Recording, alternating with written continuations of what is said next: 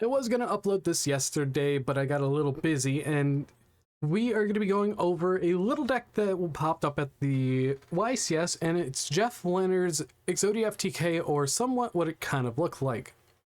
Now, we do kind of have lists that are close to it here and there, and we've seen a lot of content creators posting about this and a lot of other things.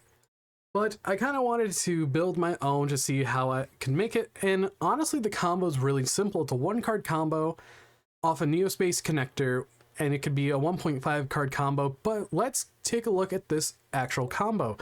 Now, I already set up to be a 1 card, so let's get into it. So we're going to normal summon out the Neospace connector and use its effect to summon out the Aqua Dolphin. 2 warriors into Isolde, and Isolde is going to trigger her effect searching out a Ignite Templar. After that, we're going to activate the effect of our Isolde to send a Durandal to special out a Renaud. Now, Infernal Knight Renaud will trigger grabbing back the Durandal, and we're going to activate the Durandal, equipping it to whatever, using its effect to destroy itself to add Ignis Phoenix, the Draco Slayer, and we're going to scale both of them up using Templar's effect to search out Ignite Crusader. Our Ignis Phoenix will trigger, summoning out Gallant, and we get to Synchro Summon for a level 7. After that, we're going to use the effect of our Symphonic Warrior. We can add back the Gallant, it really doesn't matter, but we're going to be grabbing back Ignite Templar. And then we're going to link into Beyond the Pendulum. We're going to trigger the effect to add Harmonizing Magician, and we're going to scale up both Templar and our Crusader because this is not a monster effect, it's a spell card effect. And then we're going to Pendulum summon 3, being Ignis, Harmonizing, and Gallant. And Harmonizing goes to any zone, and then we're going to trigger the effect of Harmonizing to summon out Purple Poison Magician. Next up, we're going to use Purple Poison and Harmonizing Magician to go up into our Time Star Magician and use Time Star to detach a material to add the Head of Exodia. After that, we're going to attempt to trigger our Templar using the Time Star effect to send a Blue Dragon Summoner to the graveyard. Now, this is going to grab the rest of your Exodia pieces.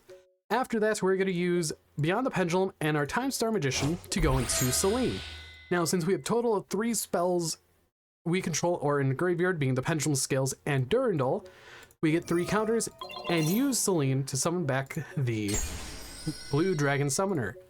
After that, we're going to use Blue Dragon and Selene to summon out Cross Sheep and use Blue Dragon to search out a Exodia piece. Then we get to go and use the Draco Slayer, Phoenix, and Gallant to summon out Dinoster and use the effect of Cross Sheep to summon back again the Blue Dragon Summoner. Then we're going to use Blue Dragon and Cross Sheep once again to make Selene because Blue Dragon is a spellcaster, and we're going to grab a second piece of Exodia. We have 3 more counters, use the effect of Selene once again, summon out Blue Dragon, and then we're going to use the 3 monsters that we have left remaining to summon out a 3rd Selene, grabbing us a 4th piece of Exodia just off of Blue Dragon Summoner. Then we're going to grab the 3 counters off of Selene, and then we're going to use the Blue Dragon Summoner and Selene to summon out Appaloosa and use Blue Dragon to finally search out the last piece of Exodia. Now we have all 5 pieces of Exodia gathered together just to Exodia our opponent. Now this happened on live stream round 4 for Jeff Leonard, and I would like to congratulate him for making this a very, very fun YCS to watch, as some of the matches were very skill intensive and amazing, while some of them were kind of iffy, but this was a match that was a lot of fun to watch. And if you guys want to build the deck, I'll have it up on screen for you all, as this deck is very consistent and it does have going second options like Dark Ruler No More and Evenly Matched. I know that he was also running stuff like Ready Fusion, a copy of Prohibition, and a couple other cards here and there. But honestly, I really like this deck right where it is at 42 cards, and he did fantastic, amazing job keeping up the hype that he always has done, especially when he was playing Mystic Mine and going undefeated with it.